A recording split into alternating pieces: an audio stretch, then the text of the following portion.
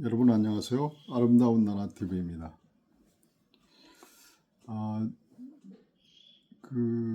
요즘 제가 나이가 이제 들어가니까 면역력이 많이 떨어진 듯합니다. 그래서 감기도 자주 걸리고 또 계속 이게 무기력증이 있어요. 그래서 건강이 조금 안 좋은 듯해요. 컨디션도 안 좋고. 그래서 운동을 제가 하는데 헬스장에 가는데 이제 헬스를 조금 빡세게 한 날은 되게 몸이 피곤하고 그렇습니다. 아마 간이 안 좋은 듯합니다. 여러분들도 이제 새해 들어와서 건강 주의하시고요. 첫째도 건강입니다. 뭐든지 건강해야지 애국 집회도 나가서 또 집회도 할 수 있고 또 좋은 일도 할 수 있으니까요. 많은 국민들이 뭐 일상에 바빠서 이렇게 시위나 집회에 나가서 이렇게 자기 의사를 표명하고 싶어도 뭐 잡혀져 있는 스케줄이 있고 또 계획들이 있기 때문에 그러지 못하는 경우도 있을 거고, 저처럼 이렇게 건강이 안 좋으면 나가고 싶어도 나갈 수 없잖아요. 그래서 항상 건강에 주의하시기 바랍니다. 그래서 저는 윤석열 대통령께서 전에도 이야기를 드렸지만 부조리한 판사 카르텔이라고 하는 것은 우리나라 대한민국의 가장 먹이사슬의 최상층에 속하는 사람들이고, 또 그 카르텔은 이 비밀 결사들과 이렇게 조직이 연결되어 있다고 생각합니다. 그렇기 때문에 이 대통령께서 공고한 판사들 카르텔을 이제 걷어내기 위해서 칼을 댔으니까 굉장히 어떤 강력한 저항에 부딪히고 판사들 대한민국 판사들이 똘똘 뭉쳐서 저항할 거라고 생각을 합니다. 그래서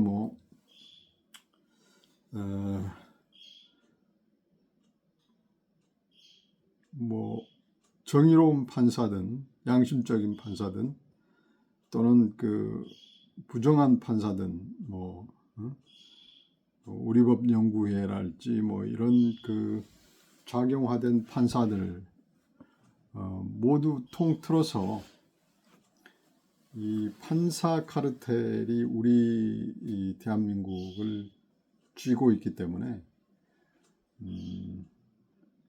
어떤 판사 카르텔의 사회에서 어떤 철저한 어떤 성찰, 반성 이런 크나큰 계기가 아니면 이 판사 이 카르텔은 변함이 없을 거라고 생각합니다.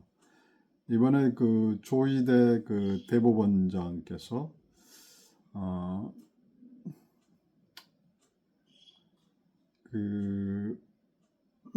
여러 가지 행보들을 보면 그 사실을 알 수가 있습니다. 만약에 조희대 대법원장이 자기의 위치에서 이런 탄핵 정국에서 최상층부에 서 있기 때문에 브레이크를 걸 수 있잖아요. 그럼에도 불구하고 대법원장으로서의 역할을 다하지 못하고 그냥 그 방관하고 있다는 것, 그리고 방조하고 있다는 것, 방기하고 있다는 것에 대해서 이 판사 카르텔은 뭐 작용화됐든 또 그 부조리 하든 또 양심적인 판사들 상관없이 그 판사 전체가 이미 그 어떤 카르텔의 매너리즘에 빠져서 더 이상 회복 불가능한 시스템이 되지 않았나 생각합니다. 그래서 저는 굉장히 이 파국을 저는 굉장히 비관적으로 생각을 하는 바입니다. 많은 유튜버들이 희망 회로를 돌리고 또 많은 국민들에게 희망 고문을 주고 있는데 우리는 이 상황을 직시할 필요가 있다고 생각합니다. 그래서 지금 탄핵 심리를 계속 보고 있는 헌재 재판소에서 어떤 저는 파면이라고 하는 결과를 이미 결정해 놓고 어떤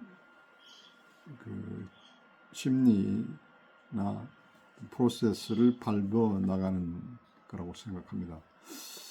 그래서 저는 그런 내피셜, 그런 어떤 상상을 해보는 건데요. 헌법재판소에서 대통령을 파면했을 때 우리 대한민국 사회가 당면하는 여러 가지 상황들을 조금 이렇게 어떤 시뮬레이션 한다고 할까요? 상상을 해보는 그런 한번 생각을 해봤습니다. 예를 들어서 이제 대통령 파면을 한다고 이제 헌법재판소에서 이제 일단은 문영배 씨가 이제 파면하는 이제 이 결정문을 이제 낭독을 할 거 아닙니까? 그러면 이제 상황에서 이제 헌재에 있는 많은 애국 시민들이 이제 시위를 이제 할 것이지 않습니까? 그래서 그 순간 어떤 폭동이 일어날 수 있다라고 생각합니다. 그래서 경찰들이 지금도 이제 차벽을 둘러쳐 놓고 있는데 그 차벽이 이제 차벽을 이제 걷어내고 폭동이 일어나게 되면요. 그래서 이제 물리적인 충동이 일어날 수 있다라고 생각합니다. 그래서 이 물리적인 충동과 함께 그래서 이제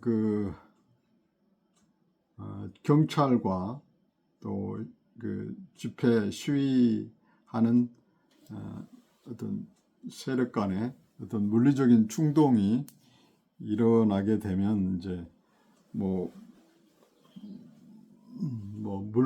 물폭탄을 세례할 수도 있고요. 또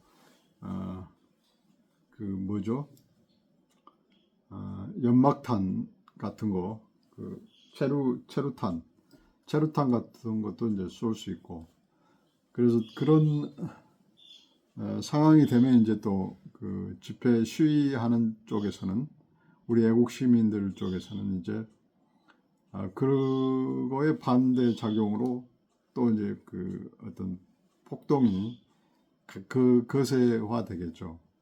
그래서 여기서 어떤 양측의 어떤 희생이 생기거나 어떤 유혈 사태가 발생하면 이제 그때부터 일파만파 어떤 전국적인 이 집회 시위가 그 동시다발적으로 이제 일어날 것이라고 생각합니다. 그래서 이제 그 파면을 결정하는 그런 그 헌재에서 그런 파면을 결정하는 발표를 하게 되면 그날부터 이제 이게 그 대한민국 사회가 굉장히 혼란스러운 상태가 되겠죠. 그런 급기야는 그런 유혈 사태가 발생함으로써 이제 무정부 상태가 진행될 수가 있겠잖아요. 그래서 이제 무정부 상태가 발생하게 되면 이제 시위대가 이제 각 지역에서 시위대가 구성이 되고 또 조직화되겠죠. 그래서 레지스탕스가 이제 결성이 돼서 이제 그 어떤 조직화되면 그 조직화된 그 힘이 어떤 그 무력을 사용할 수 있는, 그러니까 이제 뭐 폭탄이랄지 총기랄지 이런 것을 사용하지 않더라도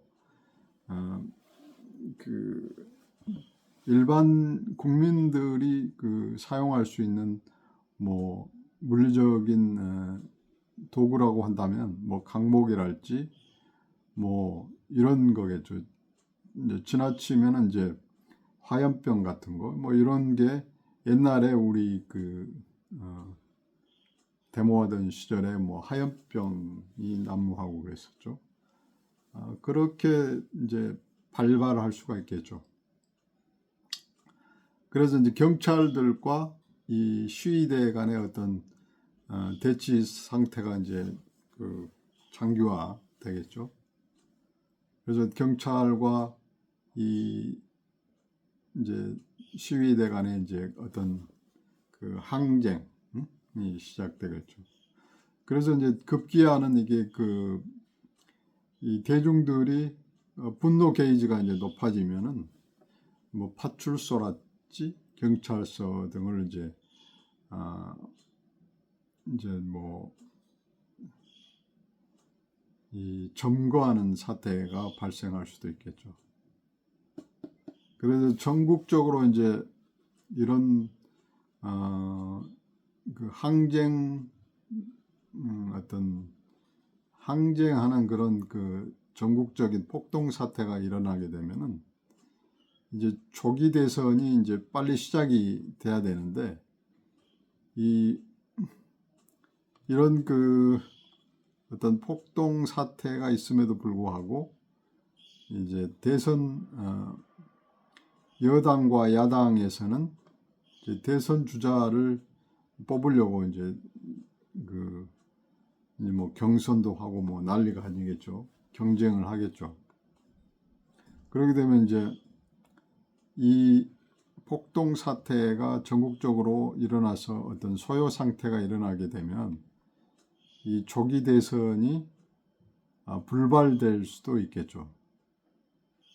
그래서 이 항쟁이나 혁명군들이 이제 조금 그 결정적인 일들이 일어나게 되면 어떤 승기를 잡게 되면 헌재를 점거할 수도 있겠죠. 헌재를 점거하고 또 국회를 점거를 할 수도 있겠죠. 그래서 이제 뭐 국회를 들어가서 뭐 이 국회를 이제 점거하는 과정에서 굉장히 서로 어떤 물리적인 충동이 일어날 것이고 유혈 사태가 또 일어나겠죠. 그래서 이제 한마디로 무정부 상태가 진행이 되면서 일종의 내전 상태가 되지 않을까라는 생각을 합니다. 이런 내전 상태임에도 불구하고 어떤 정치권에서는 조기 대선을 치르기 위해서 야권이나 여권에서 이제 대통령 그 후보자를 내세워서 이제 그 경쟁을 이제 부추기고 이제 싸움이 되겠죠. 대선 싸움이 되겠죠. 이제 이렇게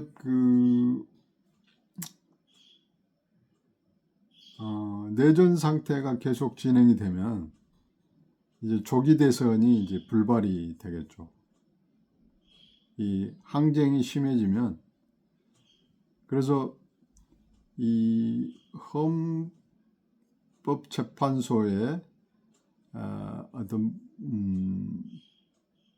그 불합리한 대통령 파면이라는 결정이 이루어지게 되면은 이렇게 그 내전 상태가 될 수 있는 가능성이 있다라고 저는 생각합니다.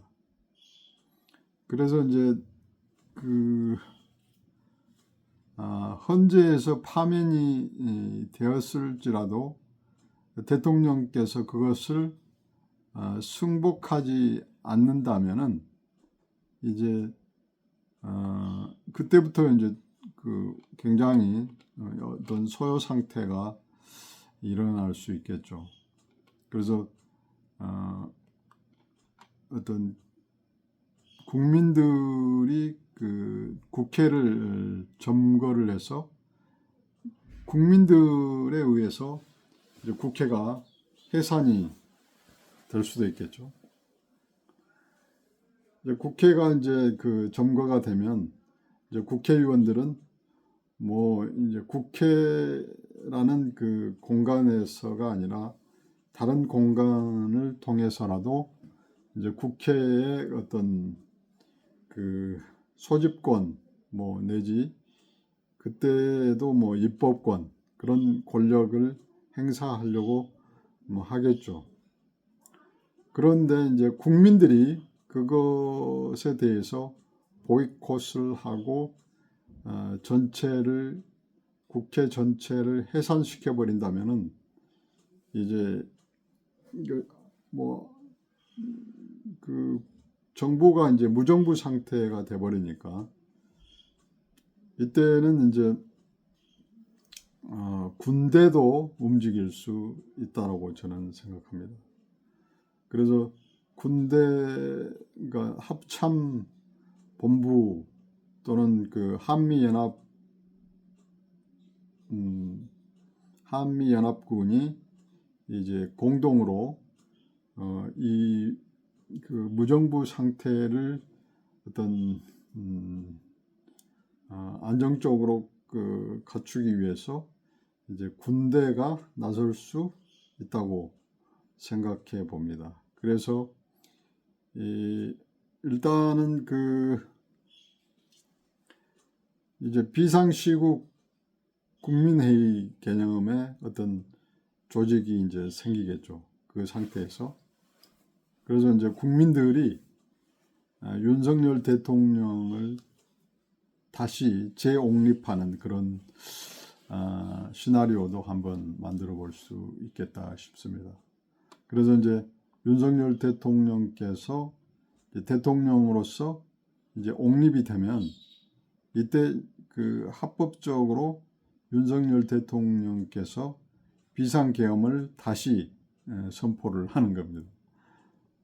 그래서 비상계엄 선포하에서 비상계엄령이 선포된 하에서 이제 이때는 이제 군인들이 어떤 일사불란하게 대통령의 영을 받아서 이제 입법, 사법, 행정을 이제 장악하고 혁명을 이제 시도할 수 있겠죠. 그래서 그런 비상국가 이제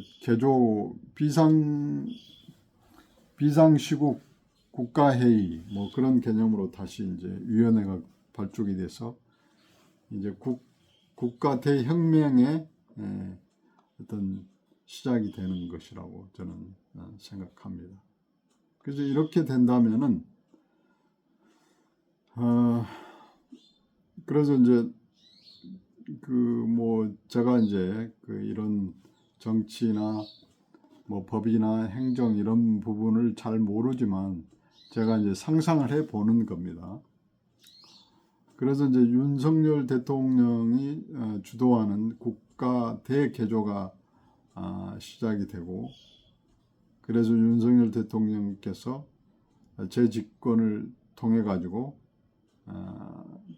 대한민국이 안정화되고 그와 함께 더불어서 이제 남북 통일이 이제 한미 연합군에 의해서 어떤 남북 통일마저도 이렇게 같이 이런 계기에 같이 그 진행할 수 있는 그런 그 시나리오를 제가 한번 그 상상을 해 보았습니다. 그래서 뭐 그 이제 제가 생각하는 그 하나의 어떤 시나리오고, 다음 시간에는 또 그 다른 시나리오들을 한번 여러분들과 한번 이야기를 나눠보도록 하겠습니다. 그래서 이제 이런 그 대통령이 이번 그 헌법재판소에서 파면을 하지 않고 어떤 각하 내지는 기각하는 그런 결과를 낳게 되면 이제 별다른 그 소요 사태를 이제 버리지 않고 이제 빠르게 국정이 안정이 되고 이제 그동안 이렇게 지지했던 많은 그 국민들에 의해서 빠르게 이제 재정립이 되겠죠. 그래서 대통령께서는 자기 임기를 희생해 가면서 이번에 어떤 그 발생된 여러 가지 그 헌법적인 결함 또는 여러 가지 그 법적인 결함들을 이제 개선하기 위해서 이제 그 범국민적인 그 의견을 수렴해서 개헌을 이제 할 수도 있겠다 싶더라고요. 그것은 이제 윤석열 대통령의 어떤 용단이 또 필요하겠죠. 그래서 새로운 그 정부를 이제 세우기 위해서 이제 윤석열 대통령께서 이제 준비하는 그런 과정에 놓일 수도 있겠다라는 그런 생각을 해봅니다. 그래서 이제 그러기 전에 어떤 그 입법부 국회에서의 어떤 불법적인 탈법, 편법, 불법적인 이런 그 프로세스에 의해서 탄핵되고 또 그 탄핵된 소추안이 또 헌재에서도 이렇게 그 절차적 정당성을 확보하지 못하고 지금 여러 가지 문제들이 많이 있지 않습니까? 그래서 이런 문제들을 국민들이 그냥 바라보고만 있지 말고 이것을 대통령이 그 헌재에서 파면을 내리기 전에 우리가 그 항쟁을 통해서 이 헌재의 그 프로세스를 막아야 됩니다. 저는 그렇게 생각합니다. 그래서 헌재의 기능을 마비시켜서 대통령을 다시 국민의 이름으로 복귀를 시키는 겁니다.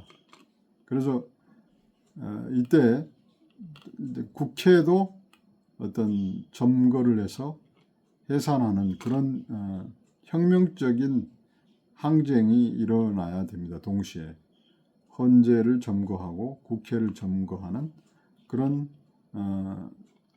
그 프로세스가 진행이 된 다음에 윤석열 대통령을 재옹립하는 그런 과정. 그래서 이렇게 되면 대통령이 어떤 직무가 정지되어 있긴 하지만 직위가 살아있는 그 상황이기 때문에 오히려 파면되고 나서 이렇게 하는 것보다 직위가 살아있을 때 이런 항쟁이나 혁명이 시작되어서 다시 그 원상 복귀될 수 있는 게 더 쉬울 수 있다고 봅니다. 그래서 희생을 뭐 유혈 사태랄지 어떤 폭동 사태랄지 어떤 내전 상태를 그 해소할 수 있는 그런 상황이 되리라고 생각을 합니다. 그래서 이제 제가 생각할 때는 지금 이 시각에 우리는 뭐 광화문에서 또는 다른 곳에서 이제 집회나 시위를 할 게 아니고 헌재에서 그 집회 시위가 총궐기가 돼야 된다고 생각합니다. 그래서 헌재의 그 판사 카르텔을 어떤 그 장악해야지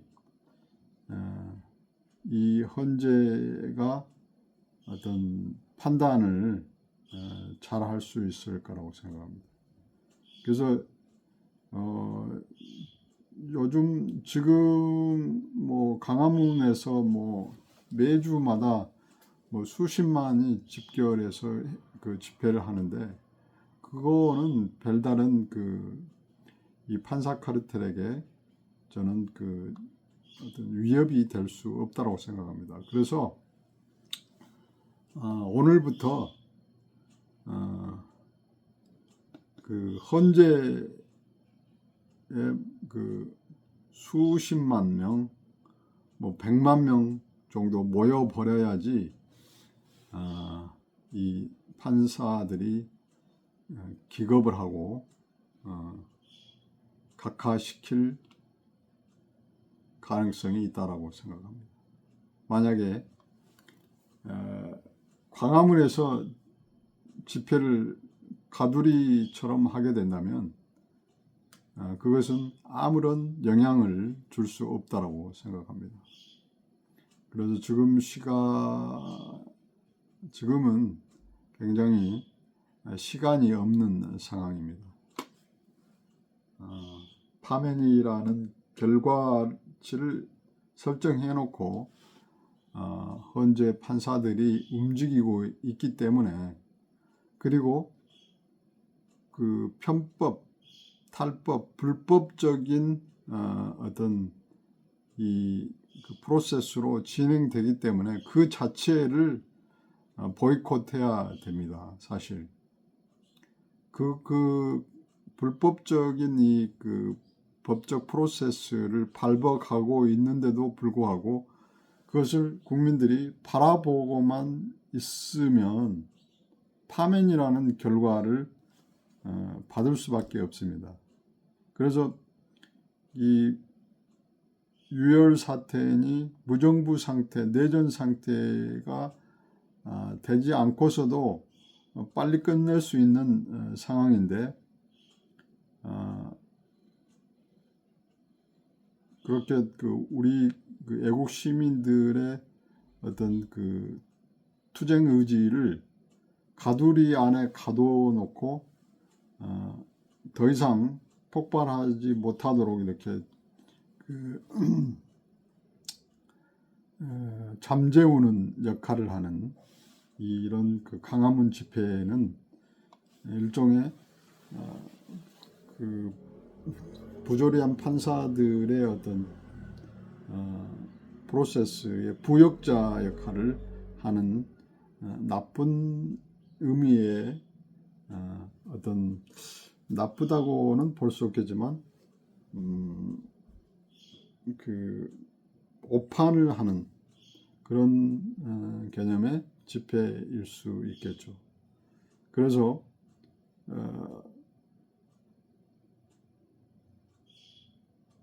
우리가 그 집회 시위할 때는 효과적으로 해야 되는데 헌재를 중심으로 수천, 수만, 수백만 명이 이곳을 중심으로 모여야 된다 생각합니다. 지금 제가 이제 오늘 또 이 컨디션이 안 좋아서 지금 헌재에 나가보려고 그러는데 굉장히 눈도 침침해지고 굉장히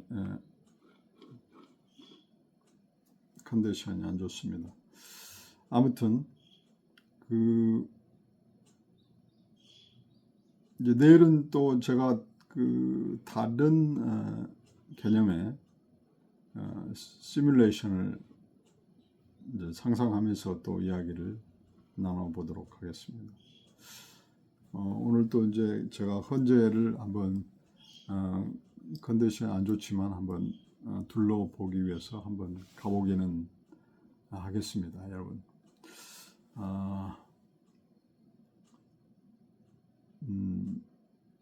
대통령이 파면된다라는 그런 생각을 하시고 죽기 아니면 까무러치기라는 생각 또는 죽고자 하면 살고 살고자 하면 죽으리라는 이순신 장군의 어떤 그런 결기를 가지고 우리가 용기를 내고 이런 탄핵 정국의 대통령을 살릴 수 있는 길이 우리가 용기 내서 뭉치는 것이 중요하다고 생각합니다. 그래서 유튜버들, 애국 시민들, 그래서 목숨 걸고 싸울 만한 분들이 서로 네트워크가 돼야 된다고 생각합니다. 그래서 조직화되고 그 조직이 모여서 어떤 협의를 하고 전략을 꾸려서 어떻게 집회 시위를 해야지 효과적으로 할 수 있겠는가를 협의하고 전략을 짜야 된다고 생각합니다. 그래서 저도 많은 분들과 이렇게 네트워크를 위해서 전화번호니 뭐 이런 걸 받고 이제 네트워크를 하려고 노력합니다. 아무튼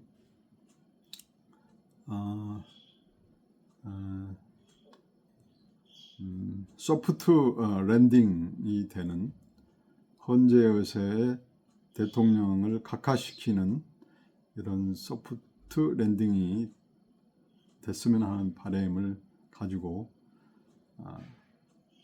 이렇게 대통령이 파면되는 상황을 이제 상상하고 제가 한번 내 피셜을 돌려봤습니다. 네, 감사합니다.